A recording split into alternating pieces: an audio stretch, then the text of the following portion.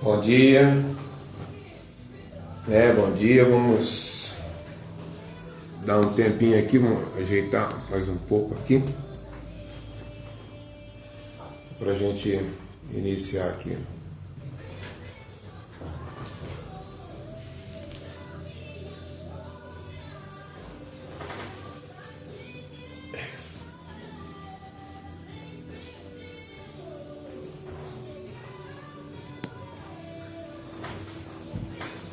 Graça e paz, Saudamos a igreja com a santa e gloriosa paz do Senhor. Bom dia, amados. Tudo bem com vocês? Tudo bem? Então, estamos de fato fazendo o fechamento da temática igreja, A saída das quatro paredes. A discussão é o que é igreja. A gente está discutindo aqui o que é a sua função e os detalhes da questão da eclesiologia, ou seja, o que a igreja faz, o papel da igreja, a evangelização e tudo mais. E aí é um debate, é uma reflexão, é um aprendizado. É a nossa escola dominical com o reverendo Ney Caetano, aqui na cidade de Cordeiro, na Igreja Metodista Central. Bom dia, gente. Nesse dia 26 de junho, o tempo aqui está um tempo... Acabou de fechar. Estava um solzinho gostoso, mas está um frio gostoso. Para quem é daqui da cidade de Cordeiro sabe, entrou o inverno aí, essa é a característica da região. E na nossa escola dominical com o reverendo Ney Caetano, a gente fez uma abertura da temática. A igreja, ela com a sua especificidade estática e dinâmica. O que é a estática da igreja e o que é a dinâmica da igreja. Trabalhamos essa questão. Trabalhamos também dentro desses dois eixos.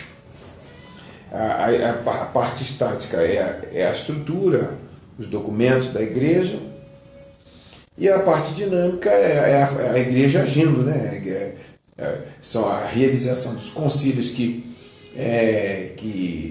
legitimam os documentos, ou criam os documentos da igreja, e o principal documento da igreja é a Bíblia Sagrada.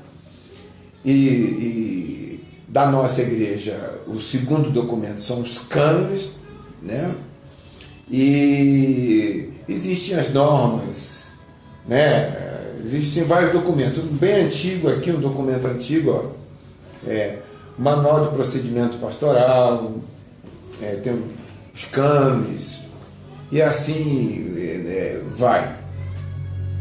Então, mas e a estrutura da igreja também são aqueles as comissões e as funções em si, Agora, o exercício da função é a parte mesmo que faz a coisa funcionar, a coisa rodar. Então, essa é a parte estática e a parte dinâmica, E uma é o registro da outra. A dinâmica é o que a igreja faz, a estática é o registro e a estratificação dessa dinâmica. E a parte que mais marca a minha vida é a parte entendendo a igreja como uma família. A igreja é uma família, uma grande família, onde nessa família a gente tem a intimidade, a confiança, adquire a confiança e acaba gerando um vínculo, e nesse vínculo, esse vínculo, quando com um bom relacionamento, é um lugar que a gente pode chamar o lugar seguro. Nesse lugar seguro também é assegurada o cumprimento da promessa profética. Eu acredito que Deus tem uma promessa profética para cada pessoa, para todas as pessoas.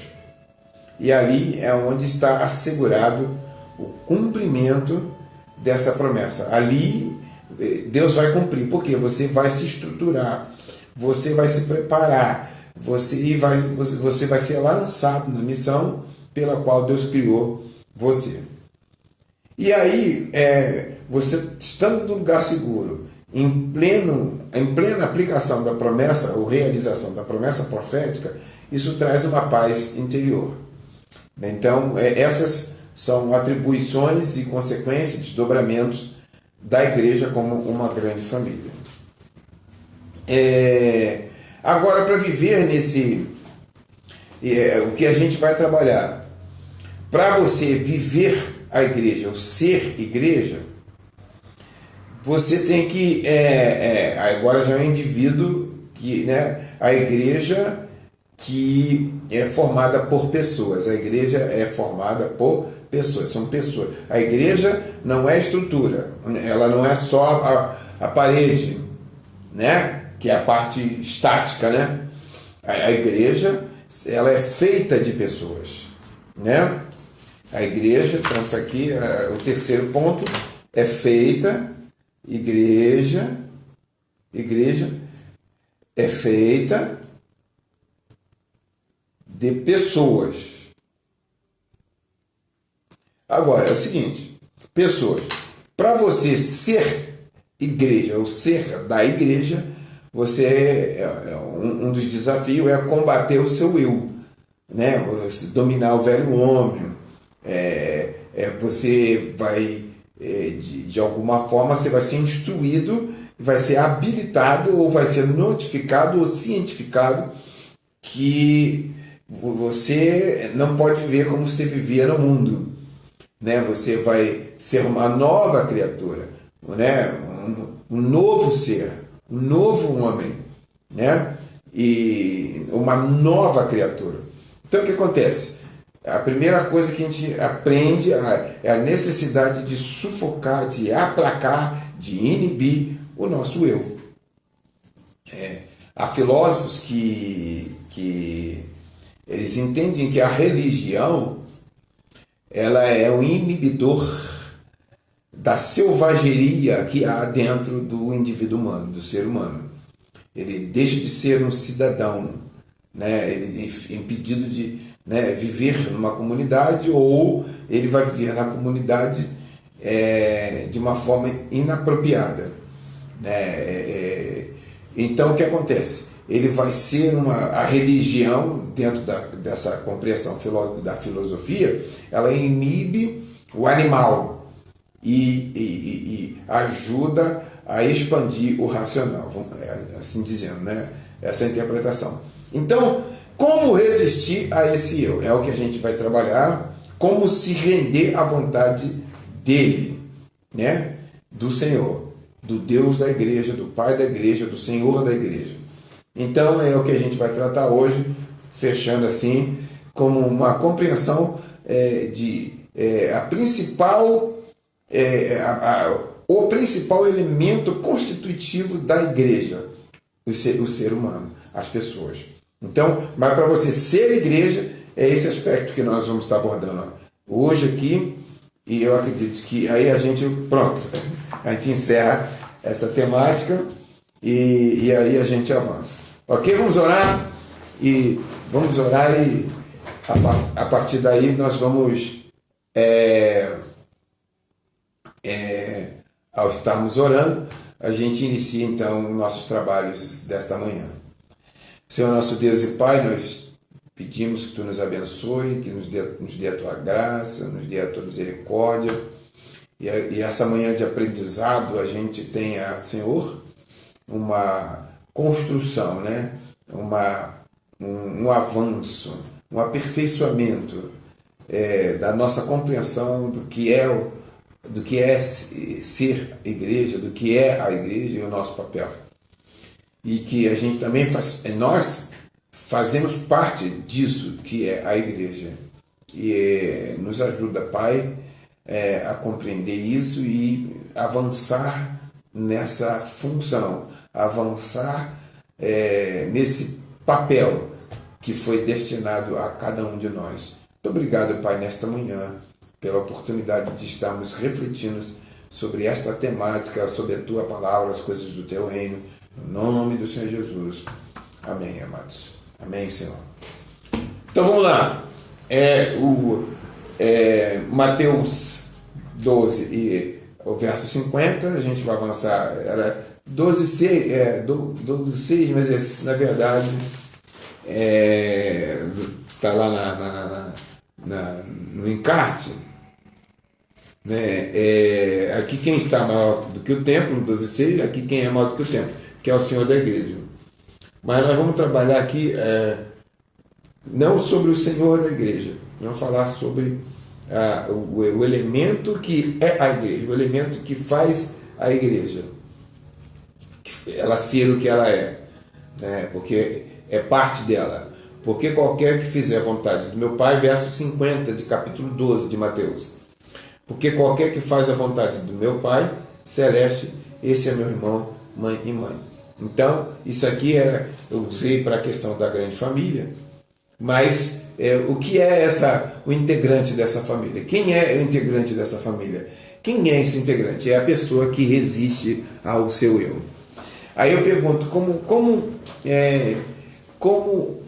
resistir ao eu? Né? Eu estou dizendo que para você ser da igreja, você não pode ser igual lá no mundo, você não pode agir como vive lá no mundo. Você tem uma outra mentalidade, você tem uma outra visão da vida, da existência, do relacionamento, da ação, das coisas que a gente faz. Então a gente precisa resistir. Como que a gente resiste a esse eu? Como é que eu vou não ser como eu era lá no mundo, ou não ser como é o mundo, como é lá no mundo?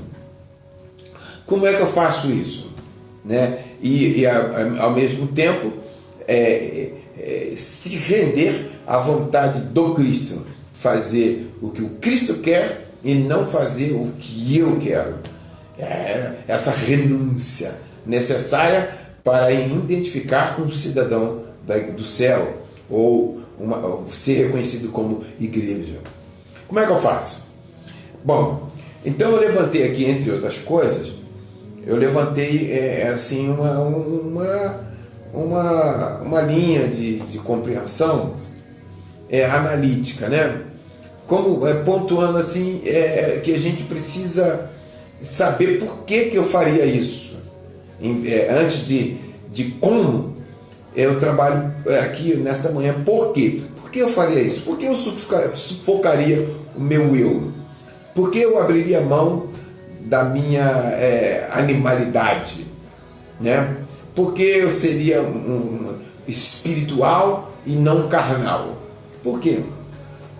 Então, um dos argumentos que pode ajudar a gente a posicionar, a ter esse posicionamento, primeiro, porque eu tenho convicção, né, do amor e eu tomei essa decisão. Porque eu tenho convicção que Deus me amou, Ele me amou. Ele me tirou eu tenho toda a certeza, nenhuma dúvida, que Deus mudou a minha vida e Ele mudou porque Ele me ama. Ele olhou para mim. Ele resolveu me ajudar. Ele resolveu investir na minha pessoa. Por que ele fez isso? Porque eu tenho convicção, porque Ele me amou, Ele me ama. Por isso, essa convicção ela é muito importante. Porque muitas vezes nós olhamos para pessoas que estão dentro da igreja que não têm o testemunho. E essas pessoas não podem ser tomadas como exemplo, como norte. Então o norte tem que ser a Bíblia. O norte tem que ser a Bíblia, o norte sempre Jesus. E essa convicção de que Ele nos amou, ela é muito forte. Uma vez que eu introjetei ela, eu tenho essa certeza, isso vai ajudar a resistir a muitos problemas que acontecem quando a gente vive num relacionamento, com um grupo social, que tem diversas pessoas que pensam diferente, cultura, idade, faixa etária diferente, tradições diferentes, E assim vai, né? E aí, e até haver esse alinhamento, você tem que ter muita firmeza naquilo que você escolheu como estilo de vida. O segundo aspecto por que eu tomaria essa decisão de sufocar o meu eu e me render a Ele, o Cristo, é porque eu tenho provas do próprio Espírito Santo por meio do seu testemunho na minha vida. O que isso quer dizer? Quer dizer que a minha convicção ela é reforçada porque o próprio Espírito ele se revela para mim. O próprio Deus, o próprio Cristo se revela a mim de diversas formas, né? E dando assim o testemunho, né, do amor dele. Deus pode se revelar na palavra. Você lê a Bíblia, Deus fala com você claramente. Ele fala com você. É forte isso. Você lê um salmo, ou lê os evangelhos, ou os profetas, qualquer parte da Bíblia, aí você, naquela leitura, Deus, na entrelinhas, ele se revela. Muitas pessoas têm essa experiência. Deus também pode se revelar em sonhos. Você sonha e Deus aparece para você, né? Deus pode se apresentar num êxtase, né? No momento sobrenatural, no momento de oração, ou você está no lugar na natureza e Deus, você ouve a voz dele, ou você tem uma visão sobrenatural. Isso é forte demais. E ele diz: eu sou contigo onde quer que você estiver. Ele diz assim: não temas, fica na posição, né? Eu sou teu pai, eu sou teu Deus, eu estou contigo. Essas palavras são muito importantes.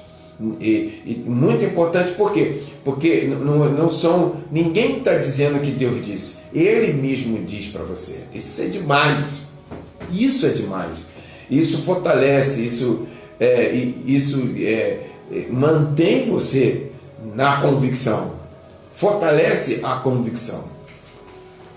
E um terceiro ponto é que você percebe que há no seu humor,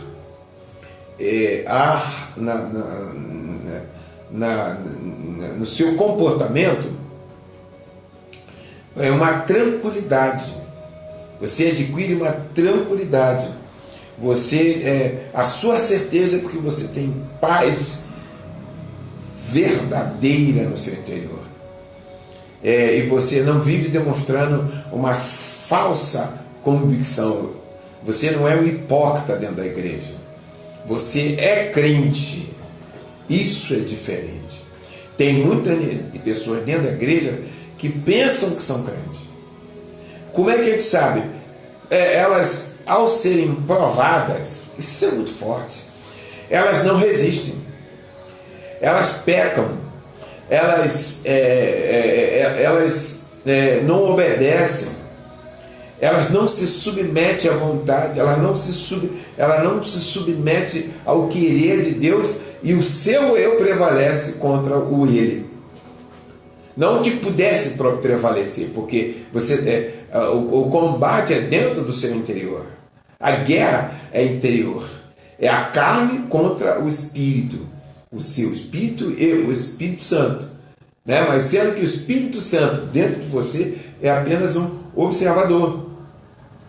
Ele gera a influência, mas é necessário que você aceite, se submeta a essa influência.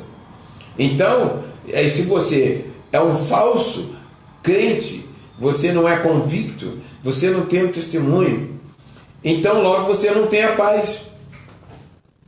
Então você vive num conflito interior, mesmo estando dentro da igreja. Mesmo estando dentro da igreja. Está arriscado você nem ir para o céu, você não ser nem convertido. Porque a conversão, ela é uma coisa, primeiro, no primeiro momento, ela não é racional, porque não passa pela razão, ela vem ao coração. A experiência com Deus, ela vai direto ao coração. Depois que é a capacidade cognitiva, analisa e interpreta aquele fenômeno que ocorreu na sua vida, que é a manifestação de Deus se revelando ou fazendo qualquer coisa em nós ou através de nós. Isso é muito complexo, mas não é, né? A analítica, fazendo uma análise, é complexa, mas é maravilhoso a gente perceber Deus agindo, ele borbulhando, queimando dentro da gente, fazendo coisas em torno de nós. Isso é maravilhoso, gente. Então a pessoa que ela não tem a paz, ela está ali dentro da igreja, ela está dentro da igreja, mas dando problema, ela mesma vive um dilema, dificuldades, ela não consegue entender, ela não consegue superar, né, as provas da vida, as agruras da vida, os desafios, as afrontas, e ela enfrentar todas essas coisas com a ajuda de Deus. É Deus que resolve, é Ele que faz tudo. Essa é a convicção do crente. Então, quando a gente tem essa convicção de que é Ele que vai resolver e não nós, essa é a diferença. E o sujeito que não tem a convicção nem um testemunho, às vezes tem um testemunho e não aceita, você tem o direito, você tem a possibilidade de dizer: não, eu não quero isso, e ficar dentro da igreja. Tem muita gente assim. Você pode fazer isso. Tem gente assim, entendeu? Que está dentro da igreja, mas não é convertido. Ela não tem um testemunho, não tem a convicção, mas está lá dentro da igreja. Entendeu? Essa pessoa não tem paz. Ela finge ter paz, mas ela não tem paz. Na hora que a coisa aperta, a gente vê quem é essa pessoa. E a gente tem que ajudar essas pessoas, né? A gente tem que apoiá-las. E nós sermos o instrumento de Deus para dar testemunho para essa pessoa um dia alcançar a convicção. Ela, sendo convicta, ela vai ter a sua própria experiência, o seu próprio testemunho, o testemunho do Espírito na sua vida. Então, essa convicção, o testemunho e a demonstração da paz interior são os motivos que, com certeza, viabilizam a minha decisão de resistir ao eu e se render, ou nos render a Ele. Quem é Ele? O Cristo. Cristo é o Ele com o E maiúsculo em qualquer posição do texto, ou da frase, ou do verso. Ele com E maiúsculo. Quando Ele com E maiúsculo significa Jesus. Então aqui a gente trabalhou o porquê. Bom, nós temos o testemunho, nós temos a convicção, nós temos a paz. Agora, como é que na prática, como é que eu vou resistir ao eu? Como é que eu vou lutar contra o pecado? Como é que eu vou buscar a santidade? Como é que, né, na nossa tradição, a forma de vencer o pecado é buscando a santificação, e isso tudo faz parte desse processo da santificação, que inclusive faz parte da tradição da Igreja Metodista, né? O processo da santificação como sendo uma apuração ou o aperfeiçoamento do crente, né? do ser crente, do ser igreja, que é o assunto, é o tema central que a gente está trabalhando. Meu amigo, então, olha só, não tem jeito, meu irmão, não tem jeito, minha irmã. O único jeito de resistir ao pecado, de vencer o pecado, fugir do pecado, é se dedicando ao Deus da igreja, é se dedicando às coisas de Deus, ao reino de Deus. Para você não pecar, então você tem que buscar o que é de Deus, você tem que se virar, você tem que se ocupar naquilo que é de Deus. Se você não se ocupar, você vai ser uma vítima fácil das garras do inimigo, do adversário, do inimigo das nossas almas.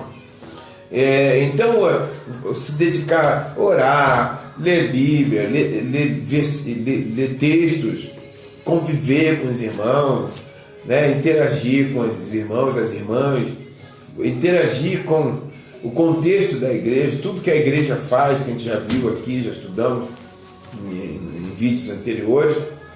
E aí, quando você se dedica à obra de Deus, a sua mente fica menos vulnerável aos ataques do adversário que nos incentiva a pecar.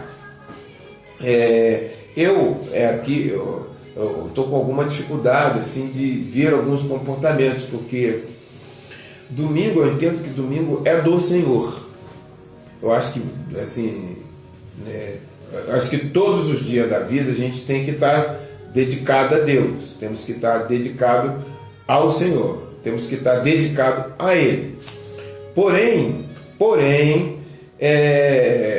no domingo é o dia que está convencionado, né? Está convencionado a escola dominical,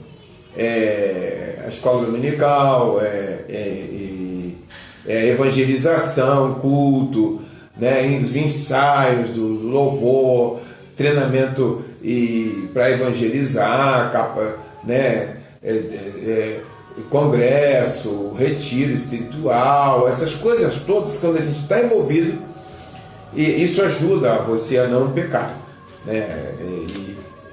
É claro que você vai provocar, quando você mergulha na obra de Deus, o diabo pode entrar, pode sentar aqui. O diabo você está lutando, quando você está na obra de Deus, existe mais provocação do diabo, né? Agora você está quietinho, ele vai deixar, ele não vai te incomodar tanto, porque você já está na mão dele.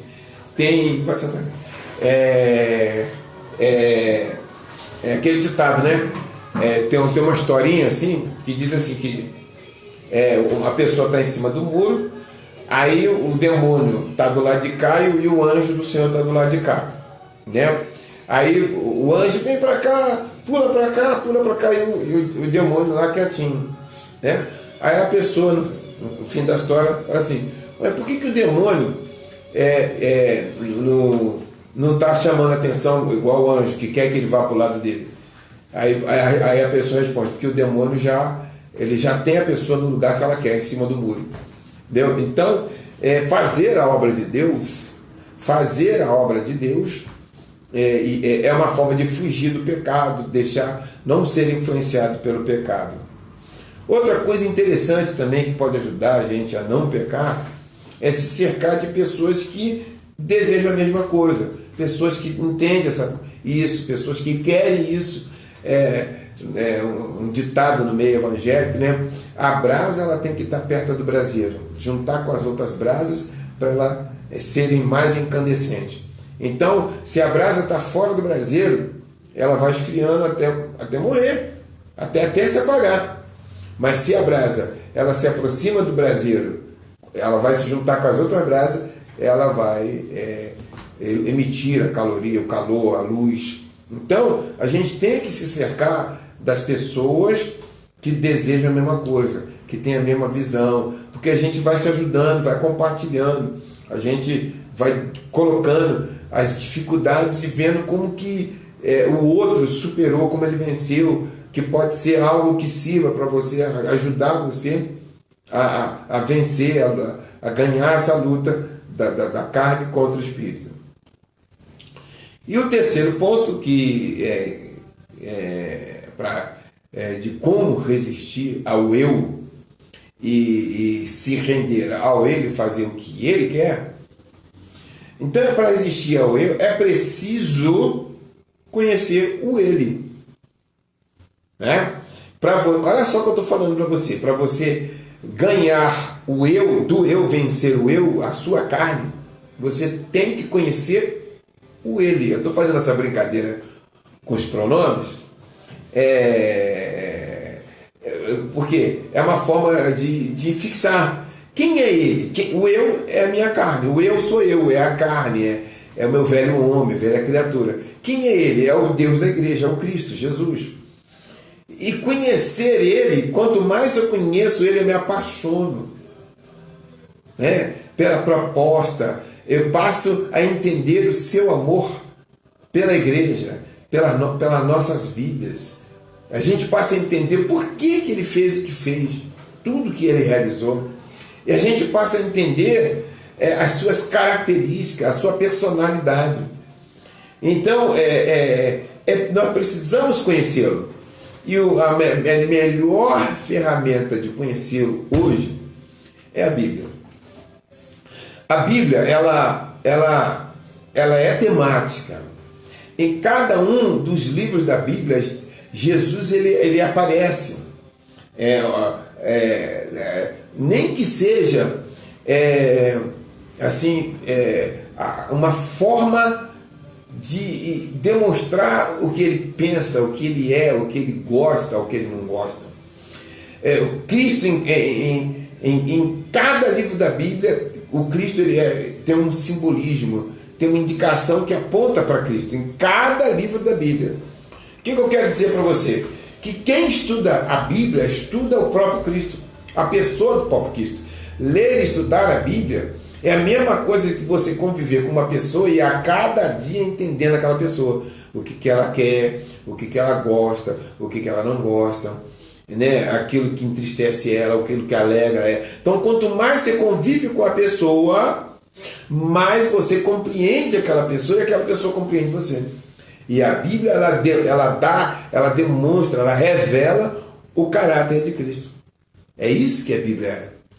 A Bíblia revela o caráter de Cristo. Em cada livro da Bíblia. São 66 textos. Né? E cada um dos livros da Bíblia, em cada livro da Bíblia, mostra Cristo como uma indicação. Ó, é o Cristo, isso aqui é o Cristo. Né? É o Cristo. Né? Então, quanto mais eu leio a Bíblia, mais eu conheço Ele, o Deus da Bíblia. Né?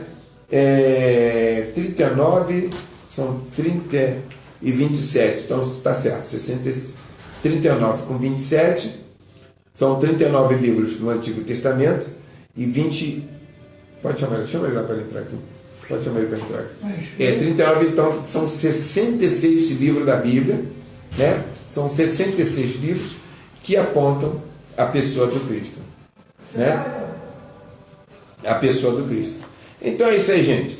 Então esse nesta manhã é o que eu pude, assim, da minha experiência, da minha compreensão, ajudar, contribuir para o irmão entender melhor essa questão do que é ser igreja, etc e tal. E daí então o irmão ter a possibilidade de crescer, né? de crescer e desenvolver a sua espiritualidade, né? E ter cumprido, ter a possibilidade de cumprir o propósito de Deus na sua vida. Tá bom, meus amados? Então essa foi a escola dominical com o reverendo Ney Caetano, aqui na Igreja Metodista Central de Cordeiro, né? E que Deus possa te abençoar, né? Que Deus possa capacitar você para a missão, para o propósito que Ele tem na sua vida. Tá bom, meu amado?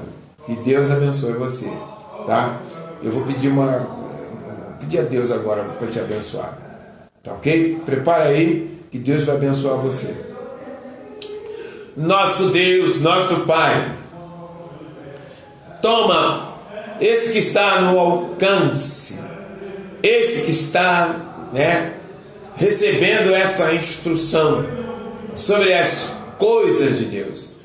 Toma, ó Pai, que eles possam, ao compreender essa palavra, compreender o que foi dito nesta manhã, ela possa buscar essa convicção, o testemunho, a experiência do Espírito Santo, para que ela mesma seja uma testemunha do amor, seja uma testemunha do poder, da graça, da virtude, e se santificando no processo da santificação, possa ser aperfeiçoado e tenha uma vida frutífera, abençoada e que contagie a muitas pessoas. E através de ti, através desta unção, pessoas também sejam alcançadas. Senhor, abençoa, Senhor, cada uma dessas pessoas. No nome do Senhor Jesus, que Deus te abençoe, amados. Te guarde, faça resplandecer seu rosto sobre ti, tenha misericórdia de ti. O Senhor te abençoe, meu amado, nesse domingo, minha amada, graça e paz. Bom?